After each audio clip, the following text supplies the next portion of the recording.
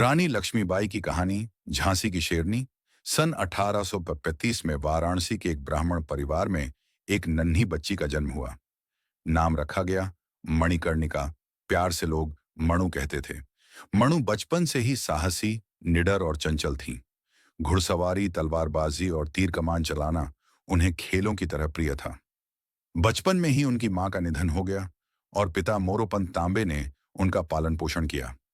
बचपन में मणु ने अपने दोस्तों के साथ खेलते खेलते ही युद्ध कला सीखी।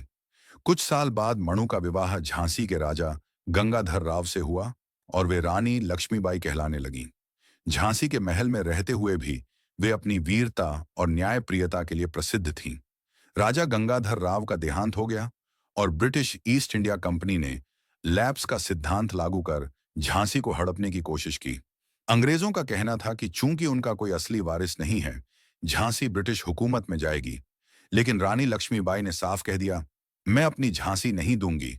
1857 का स्वतंत्रता संग्राम शुरू हुआ और रानी ने झांसी की रक्षा के लिए अपनी सेना तैयार की। सरदारों, सैनिकों और आम जनता को लेकर उन्होंने किले की दीवारों से अंग्रेजों का डटकर सामना किया। रानी ने दोनों हाथों में तलवार लेकर घोड़े पर सवार होकर युद्ध किया। उनके साथ उनका बेटा बांध कर रखा जाता था।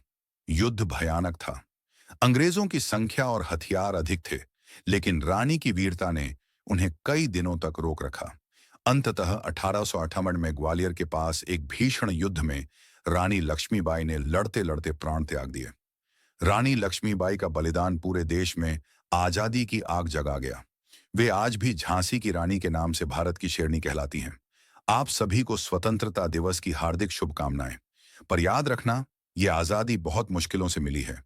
उन वीर क्रांतिकारियों का बलिदान बेकार नहीं जाना चाहिए। देश हमेशा सही हाथों में होना चाहिए। अगर राजा ही भ्रष्ट हो तो वो कैसे राज चलाएगा? इसलिए हमेशा समझदार राजा चुने। धन्यवाद।